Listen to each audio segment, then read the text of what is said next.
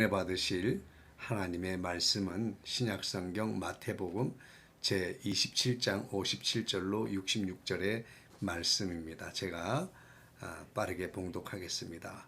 저물어 쓸 때에 아리마대의 부자 요셉이라 하는 사람이 왔으니 그도 예수의 제자라. 빌라도에게 가서 예수의 시체를 달라 하니 이에 빌라도가 내주라 명령하거늘 요셉이 시체를 가져다가 깨끗한 세마포로 싸서 바위 속에 판 자기 새 무덤에 넣어두고 큰 돌을 굴려 무덤 문에 놓고 가니 거기 막달라 마리아와 다른 마리아가 무덤을 향하여 앉았더라. 그 이튿날은 준비일 다음 날이라. 대제사장들과 바리새인들이 함께 빌라도에게 모여 이르되 주여, 저 속이던 자가 살아있을 때에 말하되 내가 사흘 후에 다시 살아나리라 한 것을 우리가 기억하노니 그러므로 명령하여 그 무덤을 사흘까지 굳게 지키게 하소서.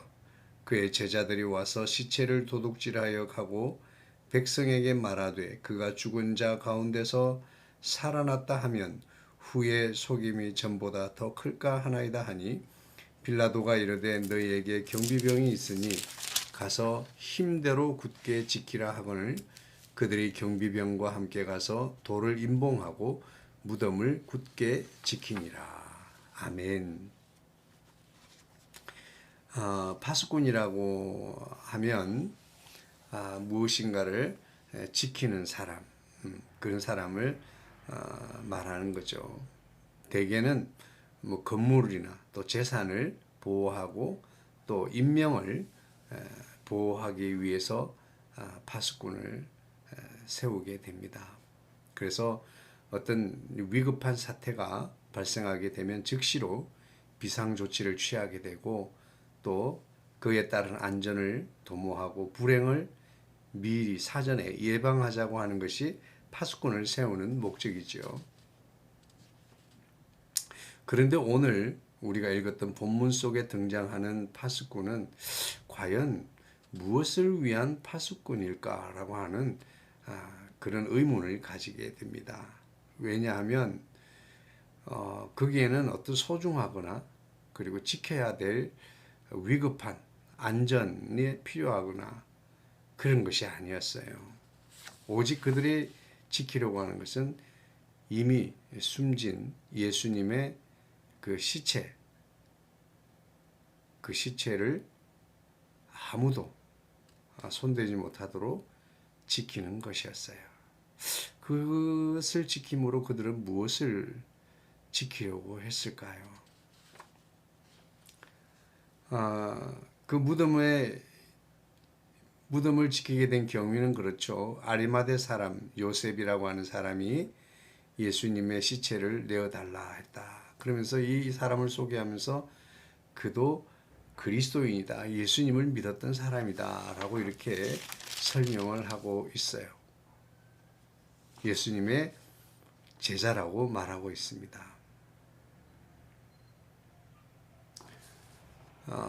드러나는 예수님의 제자들이 많이 있었죠. 하지만 이 아리마대 사람 요셉은 드러나지 않은, 숨겨진, 감춰진, 자신을 드러내지 않은 제자였습니다. 그래서 예수님께서 구름대와 같은 많은 사람들에게 추앙을 받고 많은 역사를 일으킬 때에도 불구하고 그는 자신의 제자됨을 드러내지 않았습니다. 그런가 하면 반면에 그와 예수님을 함께 동행하며 따랐던 수많은 사람들, 예수님께서 병자를 고치시고 5천 명을 먹이고 놀라운 일들을 역사를 일으킬 때에는 그들은 꿈에 부풀어 있었습니다. 예수님께서 정권을 장악하고 로마 병정을 몰아내고 새로운 시대를 열어가게 될 때 그들은 적어도 1등 공신의 자격으로 자신들의 미래는 찬란한 미래가 기다리고 있을 것이라는 기대에 부풀어 있었습니다. 그러나 정작 예수님께서 체포되시고 십자가의 고난을 당하시며 마침내 죽음을 당하시고 그 육체를 아무도 장례를 치르지 않고 누군가 관계가 있다고 하는 것이 드러날까 두려워서 아무도 예수님의 제 시체를 그 육체를 내어달라 하지 못했습니다. 그러나 자신을 숨기고 있던 그리스도의 신분을 그리스도인의 신분 예수님의 제자의 신분을 감추고 있던 그 아리마대 사람 요셉은 모두가 자신을 드러내지 않으려고 할 때 그때 비로소 자신은 자신의 신분을 드러내면서 나도 내가 그리스도 예수님의 제자고 예수님의 시체를 내어달라 장례를 치를 수 있게 해달라 담대하게 요청을 하게 됩니다. 그 사람은 선지자 사무엘의 고향인 라마다임 소빔 사람이었고 사내들인의 존귀한 회원이었습니다. 그는 예수님이 활발하게 사역하시며 사회에 많은 이슈몰이를 하는 중심 인물이 될 때 그때는 자신을 은둔의 생활을 하다가 예수님께서 정작 돌아가시게 되자 자신이 예수 그리스도의 제자임을 드러내면서 담대하게 요청을 한 것이죠. 이런 모습은 다른 제자들과 크게 비교되는 모습이라고 할 수 있습니다. 감정적으로 주님 앞에서 주님의 큰 역사를 보고 주님의 큰 은혜를 체험할 때는 소리를 지르고 목숨 다해 주를 지킬 것처럼 그렇게 결단도 하고 서원도 하면서도 정작 주님의 십자가 밑에서는 모두가 도망하고 말았다고 하는 사실입니다. 저와 여러분은 이 40일 동안 주님의 십자가를 따라왔습니다. 그 예수님의 제자들은 과연 무엇을 지키고 싶어 할까요? 그들이 지키고 싶은 것은 무엇일까요? 오늘 대제사장과 당시의 기득권 세력들이 지키려고 했던 것은 그들의 신념이었습니다. 예수가 거짓 선지자라는 신념, 확신.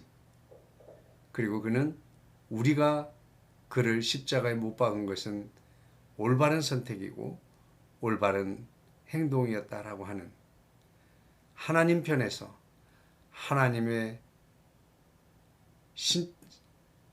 신성모독을 하는 그를 하나님의 이름으로 처단한 것으로 그렇게 확신하는 그들의 신념을 지키고 싶었을 것입니다.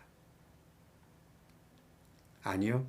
그것이 아니라 그들이 지키고 싶었던 것은 자신들이 틀리지 않았다는 것입니다. 다른 것은 다 명분에 불과하고요. 중요한 것은 자신들이 틀리지 않았다는 것을 증명하기 위해서 오늘 파수꾼을 세웠습니다. 이 모든 것들은 유대 지도자들이 꾸몄습니다. 예수님은 살아생전에 제자들에게 내가 고난 다 팔리울 것이고 그리고 십자가에서 죽으실 것이고 그리고 3일 만에 살아나리라고 하는 것은 예언의 말씀을 하셨습니다. 이 말씀을 공공연하게 했기 때문에 모두가 알고 있었습니다. 그러면서 그 거짓 선지자가 그런 말을 했는데 그것을 사실인 것처럼 꾸미기 위해서 그의 제자들이 예수님의 시체를 몰래 훔쳐갈 수 있다. 그래서 오늘날에도 유대인들 가운데에서는 예수님의 제자들이 예수님의 시체를 훔쳐간 도적설이 굉장히 그들에게 인정을 받고 있습니다. 그러나 오늘 성경 어디에도 그 도적설을 뒷받침할 만한 근거는 아무 데서도 찾아볼 수가 없습니다. 오늘 성경은 하나님의 놀라운 역사로 하나님의 개입이 있었음을 보여주고 있습니다. 천사가 등장합니다. 그 천사는 예수님이 살아나셨음을 선포합니다.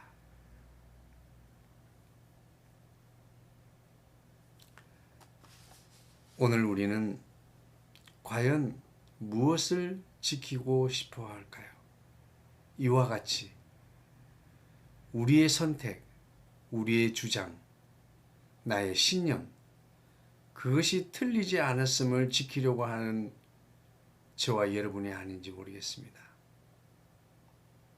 하나님의 말씀을 지키고 하나님의 뜻을 지키고 우리의 믿음을 지키기 위해서 우리가 힘쓰고 애쓰고 정말 파수꾼을 세우는 것처럼 우리의 심령의 파수꾼을 세우는 것처럼 그런 파수꾼이 아니라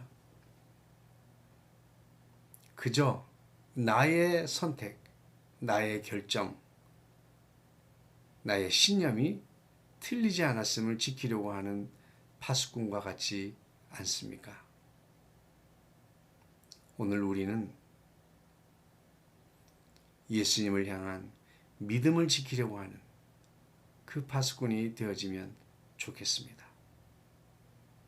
내게서 예수님이 시체가 아니라 부활하신 예수님을 신뢰하는 믿음, 우리 속에 있는 예수 그리스도, 그분을 지키기 위해 두 눈을 부릅뜬 파수꾼이 되어지는 이 밤이 되어지기를 주의 이름으로 축복합니다.